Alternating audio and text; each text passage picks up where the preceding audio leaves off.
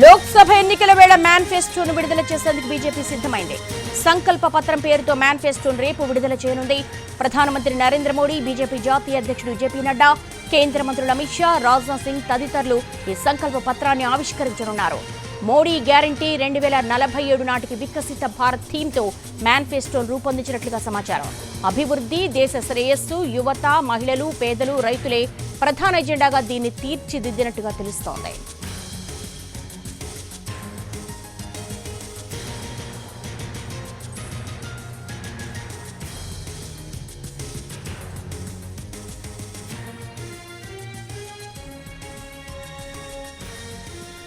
లోక్సభ ఎన్నికల వేళ మేనిఫెస్టోను విడుదల చేసేందుకు బీజేపీ సిద్ధమైంది. సంకల్ప పత్రం పేరుతో మేనిఫెస్టోను రేపు విడుదల చేయనుంది.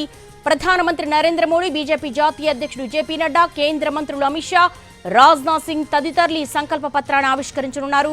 దీనికి సంబంధించి మోర్ డీటెయిల్స్ ఢిల్లీ నుంచి మా ప్రతినిధి రాజును అడిగి మరిన్ని వివరాలు తెలుసుకుందాం. రాజు, ఎలా ఉండబోతోంది సంకల్ప పత్రం?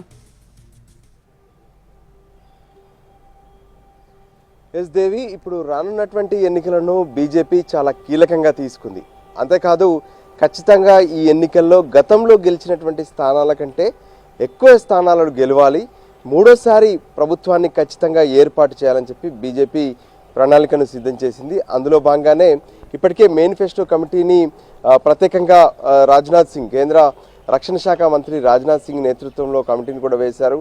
ఆ కమిటీ పలుసార్లు సమావేశమైంది, ప్రజలతో సైతం ఎన్నో ఆలోచనలు సేకరించింది. సో ఫైనల్గా రేపు ఈ మేనిఫెస్టోను విడుదల చేయబోతున్నారు. బీజేపీ కేంద్ర కార్యాలయంలో విడుదల చేసేటటువంటి కార్యక్రమానికి బీజేపీ జాతీయ అధ్యక్షుడు నడ్డాతో పాటు అటు ప్రధానమంత్రి నరేంద్ర మోడీ, కేంద్ర హోంశాఖ మంత్రి అమిత్ షా, రక్షణ శాఖ మంత్రి రాజ్నాథ్ సింగ్లు హాజరు కాబోతున్నారు. అయితే మూడోసారి ప్రభుత్వం మళ్ళీ కొలువు తీరాలంటే దానికి గల అంశాలు, దేశవ్యాప్తంగా కూడా ప్రజలందరినీ తమ వైపు తిప్పుకునేందుకు కావాల్సినటువంటి సూచనలు, వీటన్నిటి మేళవింపుతోనే ఈసారి బీజేపీ మేనిఫెస్టోను సంకల్ప పత్ర పేరుతో, అంటే ఎప్పుడైనా సరే మేనిఫెస్టో అంటే రాజకీయ పార్టీలు చెప్తుంటాయి, చేస్తాయి, చేస్తే లేదంటే లేదు అన్నట్టుగా మేనిఫెస్టోను చూస్తూ ఉంటారు. కానీ సంకల్ప పత్రం అంటే ఖచ్చితంగా ఇచ్చేటటువంటి మాటను నిలబెట్టుకుంటాము, తాము ఈ సంకల్పం చేస్తున్నామనే విషయాన్ని ప్రజల్లోకి తీసుకెళ్లే విధంగానే బీజేపీ సంకల్ప పత్రం ఉండబోతుంది. అయితే రేపు ఉదయం 9 గంటలకు ఈ మేనిఫెస్టో విడుదల ఉండే అవకాశాలు ఎక్కువగా కనిపిస్తున్నాయి.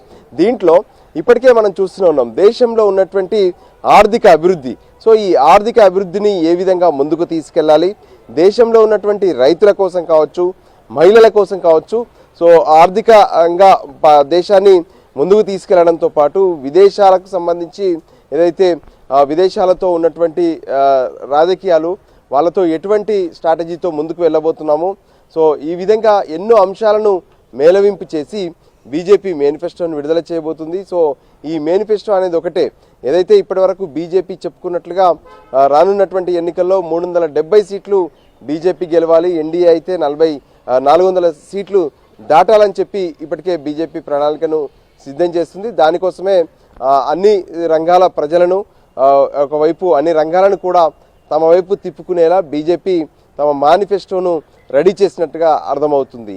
దేవి. All right Raju, thanks for the live updates.